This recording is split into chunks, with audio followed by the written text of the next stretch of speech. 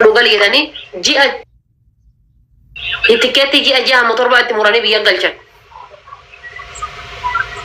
لا إله إلا الله يتكتي جاء موتور بعد مراني بيجال شيء مجاهد شو والله أنت شنت بيتي نما كيسا بدفت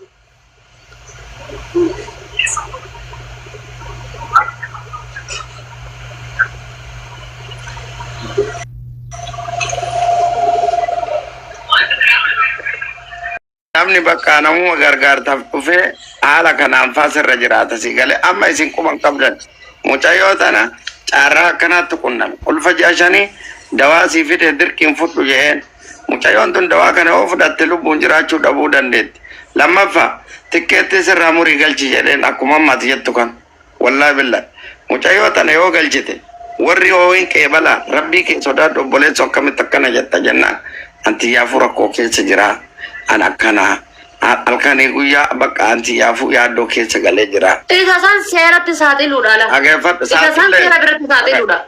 Gaafa bar biyya Dubaay keessa dura dhugaadha. Namni hundinuu siraafatti jiraata baabaalaan. Bar dhugaa nu haa dubbisu. Dura bara 2024 23 22 hundinuu siraafatti jiraata. Namni waraqata qabu nama muraasa. Amma hundi isaayyuu ID qaba waraqata qaba wal jala deddeessee jiraachuu jira.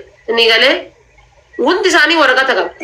Isa san lamoo akka deebiitiin inshallah dhiifama safuullee baate naan jedhin akka tuffeen isaa waan dhalchinetti seeratti beeksisuudha. Amma dhageeffadha. Gaafa isa seera beeksisanii isa seerri gaafate hayi.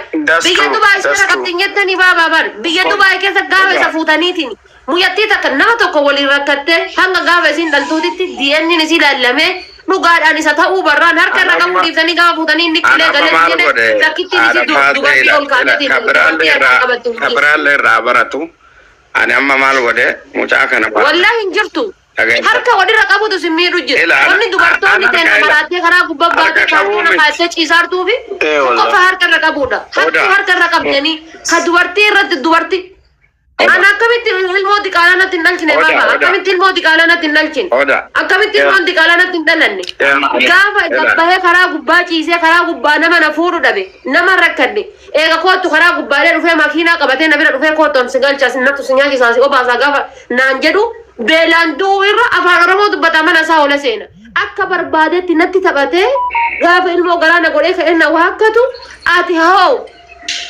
kafayyaa qabdu kun kana darabbiin angoosii kennee waraqata qabdu kana afaan beektu ka eessaan bayanii eessaan galanii beektu kun naa dhaabattee naa dubbattee nama kana eenyummaa isaa seera beeksiftanii hicciiti sana akkasitti baaftanii gaafa geettan furmaatanii argatti biyyiti Dubaayituun jechuudha tan ilmi namaa kenna keessattuu dubartiin salbaa jataatee akka kaartoonaati karaa gubbaa ciiftu. Oda. Ya. Tidak kabar. Namni birallee irraa barate jedhee yaada. Ani kaleessa maal godhe kalee kan dura mucaa waame konkolaataa isaallee taargaa isiillee natti himnaan wallaahi billaahi booda siifis rakkoo jedhee waame tokko mucayyoo mana kireessuu fi dandeettaa hin danda'u. Okay maal gochuu dandeetta mee haqinyiin kan kee maal biyya galchuu danda'a jedhe lakki biyyan galchitu mucaan kun haa dhalatu piroomiisiin haa galjee ammatti akka poolisiillee waan goone argee jira qabattee jirtillee. Sagalee isaa san waraabda baabaadhaan sagalee isaa san qatti gootee waraabdee barreeffama isaa san waraabdee barsiistee yoo dhugaa yoo booyanii baabaa dhiifama naa godhi dhugaa yoo booni immaan naman didu sagalee isaa san waraabdee barreeffama isaa san guuma tokko wayii irraa waraabdee seeratti galchinaan seerri sanuma jala deemee hallayyaa isa. Mee takkatti na fuudhe la'aan amma kaleessa alaala amma kalee waan godhe si himaan anti hin danda'u jedhe okay.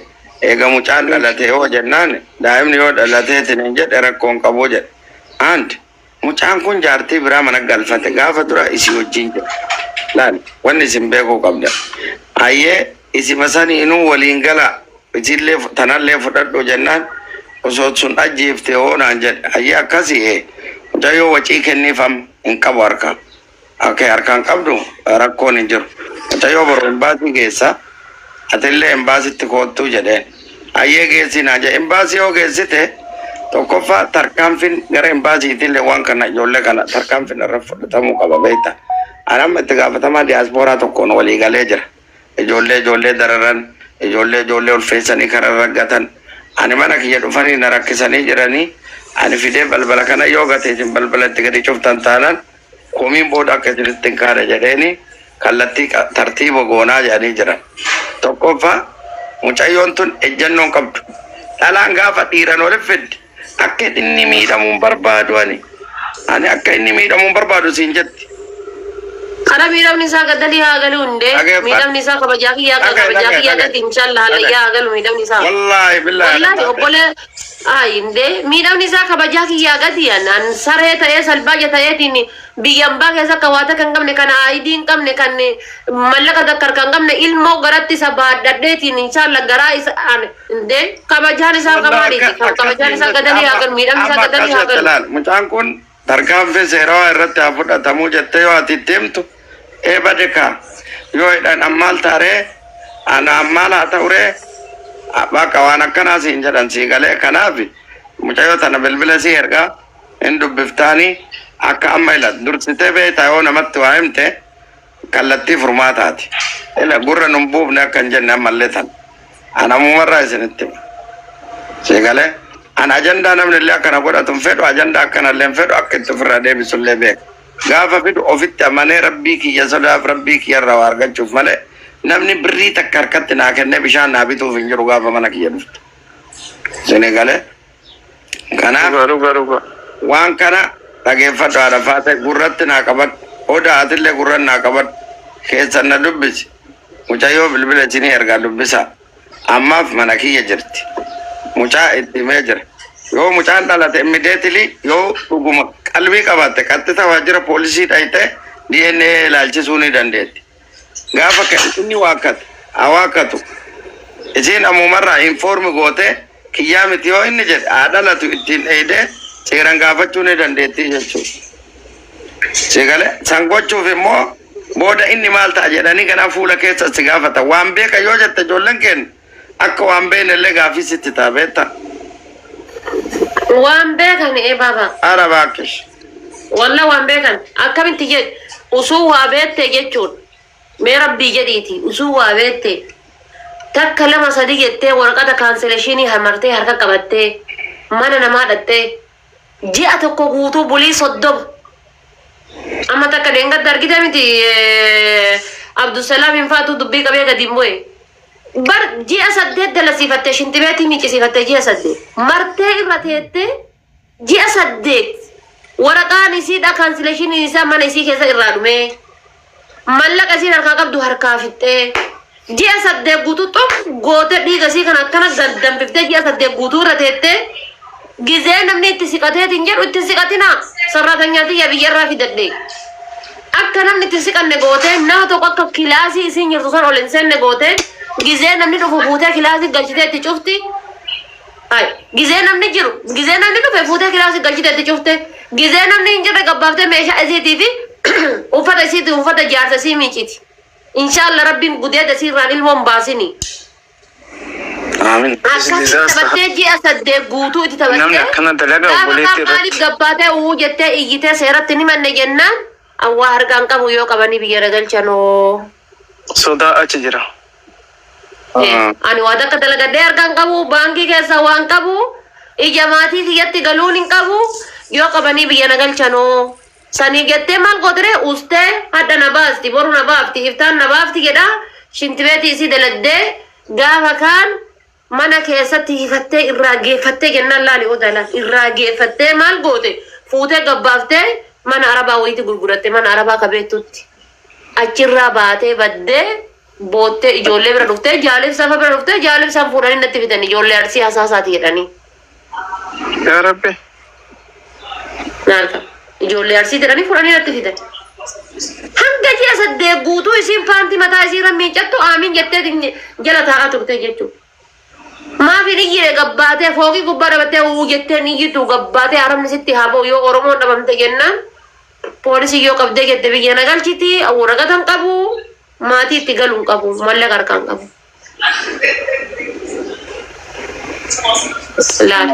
Waa baay'eetu jira amma namni beektaa hin dubbatu malee manni kun waa baay'ee qabee deema ijoolleen hubannoo dhabuurraa ta'u miidhamaa jiranii dhibbarraa dhibban miidhamaa jiru. Amma gaafa duraa baaba osoo gabbayaa hattuu saaxilaa warra Itoophiyaa irraa nama fidee Itoophiyaa irraa nama fidaatiin boollatti asii fuudhaniitiin baangaali kafita Itoophiyaa irraa namni kenna kan dhufuun Itoophiirri kuma 500 Itoophiyaa kan falee dhufu. Gizee achii dhufe eerpoortii Itoophiyaa keessatti waan si ajaa'iboota eerpoortii Itoophiyaa keessatti waraqanni agarsiisan ka biraati ka maaliiti ka turistiiti turisti viizaa agarsiisan. Okay, turisti viizaa. Eerpoortii Dubaayii geessan ka agarsiisan ka maaliiti ka kansiraati. Contract. Turisti viizaa san eessuma xiyyaaruma keessa kukkutanii gara ganyaatanii komportaa keessa gakkaayataniitiin jedhan gaafa eerpoortii gayaneen dhufuudha baangaalii fuudha dhaqee nama kenna saba biraatti fuudha Afgaanistaanii fuudha jechuudha.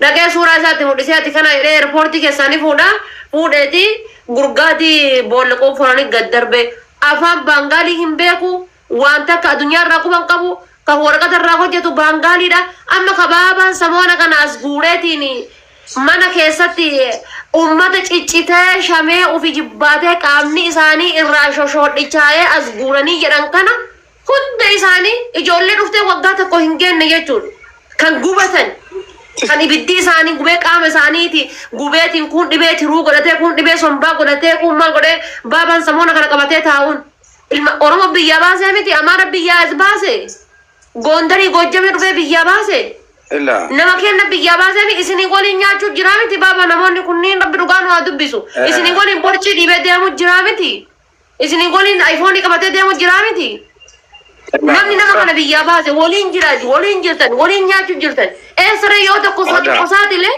hundinuuyyuu akka hudduu jaldeessaa hudduun isaa luqqaatuudha hundinuuyyuu akkamitti wasaaxilarree akkitti wasaaxilanii ni jiru. Amma sima waama ila takkatti na dhabe.